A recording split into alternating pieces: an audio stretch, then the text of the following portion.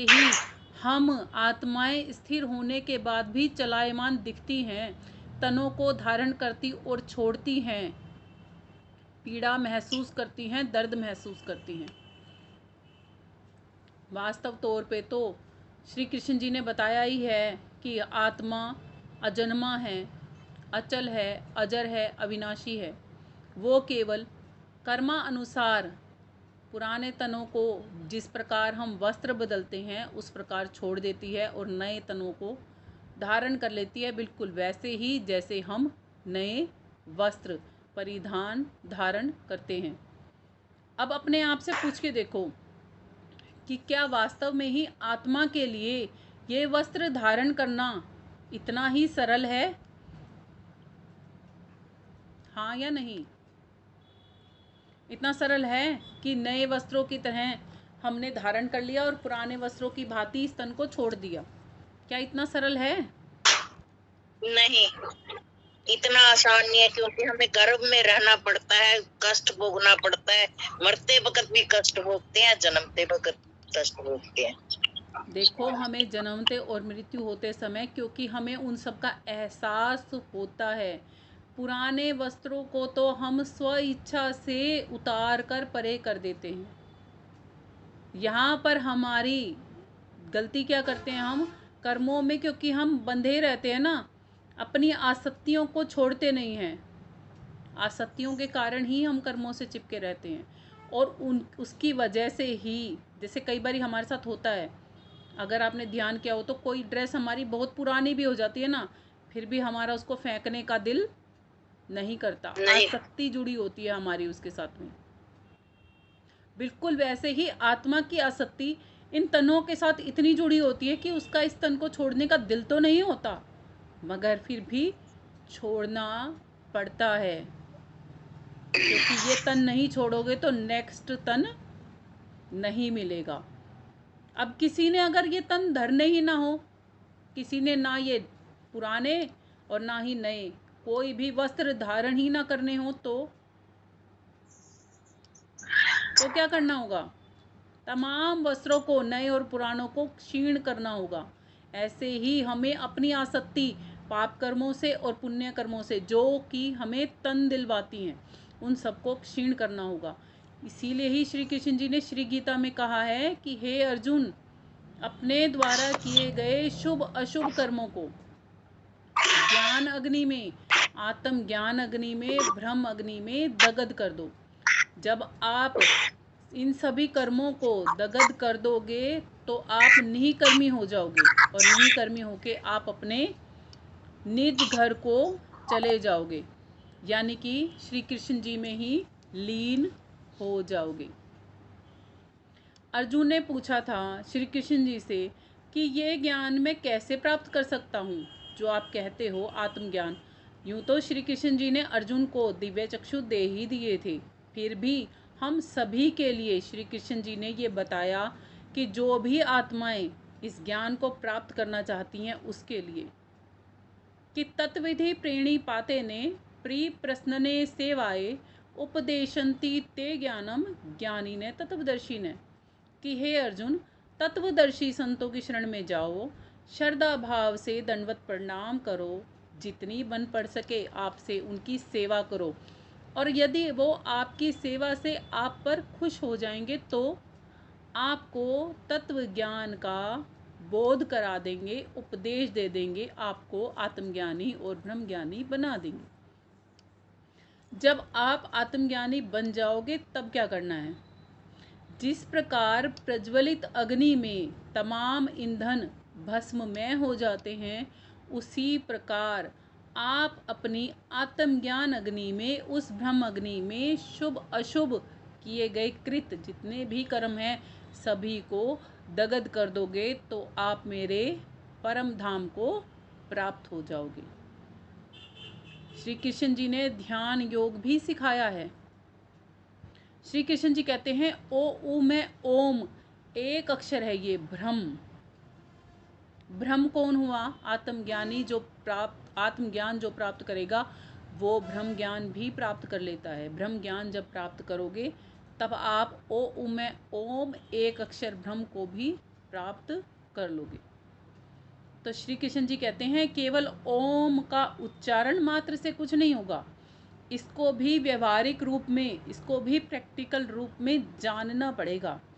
जैसे हम साइंस पढ़ते हैं ना स्कूलों में, जब हमें थ्योरी पढ़ाई जाती है उसके बाद हमें लैब में लेके जाया जाता है, लैब में ले जाके हमें प्रैक्टिकल करवाया जाता है।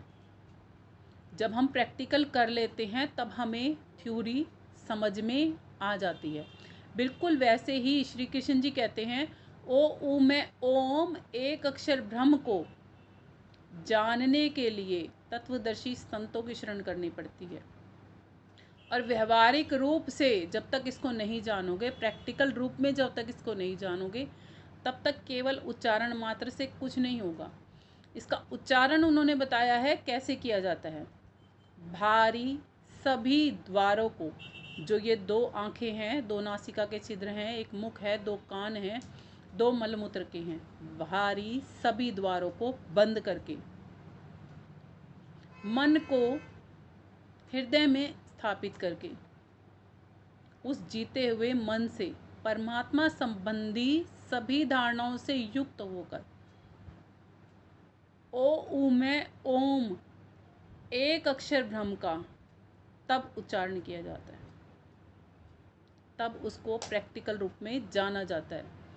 परमात्मा संबंधी हम सभी धारणाओं से युक्त तो होते नहीं हैं, बैठते हैं बस ओम, ना ही हमारे सारे दरवाजे बंद होते। जो बाहर प्रतिध्वनि हो रही होती है, सपोज करो 2 जने बैठ के यदि ओम का उच्चारण कर रहे हैं ना, तो सामने वाला दूसरे वाले के ही ओम को सुनने में लग जाता है, अपने में इतना लीन कर देता है ओम का शब्द। यदि आप उसका सही में उच्चारण सीख जाओगे तब, कि आपको बाहरी चीज़ों का एहसास भी नहीं होगा, क्योंकि बाहरी 9 द्वारों को बंद पहले करवाया उन्होंने। और तब हमारे अंदर में जो प्रकाश प्रज्वलित होता है वो ब्रह्म कहलाता है, वो हमने देखा ही नहीं होता, वही आत्मज्ञान की अग्नि होती है। आत्मज्ञान की अग्नि ऐसी नहीं होती जैसी बाहर हम अग्नि देखते हैं। श्री कृष्ण जी ने ये भी बताया है कि मैं श्री कृष्ण जी कैसे दिखते हैं। श्री कृष्ण जी कहते हैं श्री गीता में ही, ज्योति साम अपि तत् ज्योति तम से परम उज्यते ज्ञानम ज्ञेयम ज्ञानगम्य हृदय सर्वष्ट वशिष्ठम, कि हे अर्जुन, मैं ज्योतियों का भी ज्योति हूँ, तम से, अंधकार से और अज्ञानता से अत्यंत परे हूँ, तत्व रूप में प्राप्त करने योग्य हूँ और ज्ञान रूप में जानने योग्य हूँ। मैं प्रकाश रूप हूँ और ये प्रकाश किसी भी प्रकाश से प्रकाशित नहीं किया जा सकता। ना ही तो ये प्रकाश सूरज से प्रकाशित है, ना ही चंद्रमा से प्रकाशित है, ना ही बाहरी अग्नि से प्रकाशित है। ये प्रकाश स्वयंमेव प्रकाश है, इससे सभी प्रकाश हैं, इस प्रकाश से बाकी प्रकाश अलग हैं। जैसे कहा भी जाता है ना, डिवाइन लाइट, नूरे इलाही, एक नूर ते सब जग उपजिया, कौन भले कौन मंदे, अव्वल अल्लाह नूर उपाया, कुदरत दे सब बंदे। ये गुरु नानक जी की वाणी है कि एक ही नूर से हम सब बने हैं और परमात्मा के हम सब ही बंदे कहलाते हैं। उस अव्वल अल्लाह ने, उस नूर ने ही हमें उपजा है, बनाया है। तो हमारा रूप कैसा होगा?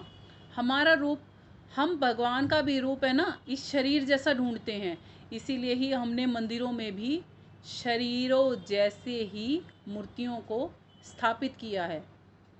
वास्तव तौर पे तो हम ये जानते बूझते गलती करते हैं कि हमारा ये तन भी मिट जाता है, क्योंकि ये तन पंच भौतिक तत्वों से मिलकर बना है। आकाश, वायु, अग्नि, जल और पृथ्वी। इसमें बैठकर जो शक्ति इस तन को चला रही है वो इससे सर्वथा अलग थी, अलग है और अलग ही रहती है। यदि वो शक्ति इसके साथ हमेशा के लिए चिपकी होती तो ये कभी शरीर मरता नहीं। जब मृत्यु हो जाती है ना किसी की, तो क्या कहा जाता है, इसमें से वो शक्ति निकल गई, वो हंसा निकल गया, वो चला गया। इसको क्या कहा जाता है, शरीर को पिंजरा। और जब वो आत्मा, वो हंस, वो इस शरीर में से निकल जाती है तो इस शरीर को जिंदा नहीं कहा जाता, मुर्दा कहा जाता है। तो हम अगर इस शरीर से ही जुड़े हुए थे तो हम कहाँ चले गए निकल के? सोच के देखो जरा। तो हम इस शरीर जैसे तो बिल्कुल नहीं दिखते होंगे, इस शरीर से अलग हमारी पहचान होगी ना। वही पहचान जानने के लिए ही हमें सच्चे शब्द भेदी संतों का संग करना होता है, ताकि हम उस ज्ञान को, उस ध्यान को पूर्ण रूप से सीख पाएं। और किसी को भी गुरु बनाने से पहले अच्छी तरीके से जांच परख कर लेनी चाहिए कि हमें वो ज्ञान मिल भी जाएगा या नहीं। लोगों ने ये तो बहुत सुन रखा होता है कि गुरु बिना गति नहीं होती, गुरु बिना गति नहीं होती, मगर लोगों को ये भी नहीं पता कि किस गुरु के बिना गति नहीं होती। आज आपको गुरु के ऊपर भी थोड़ा सा प्रकाश डाल के समझाते हैं कि कौन से गुरु के मिलने से हमारी कितनी गतिमति होती है। कहते हैं जीव आत्मा जब तक पूर्ण रूप से परमात्मा को नहीं पाना चाहती ना, तब तक उसे वो काबिल टीचर भी नहीं मिलता कि उसकी पढ़ाई पूरी हो सके। जैसे एक अनपढ़ बच्चा अनपढ़ ही रहना चाहता है, वो शिक्षण लेना ही नहीं चाहता, तो उसे कोई स्कूल होने के बाद भी स्कूल नहीं मिलता। ये नहीं है कि दुनिया में सच्चे संत नहीं हैं, आज भी हैं,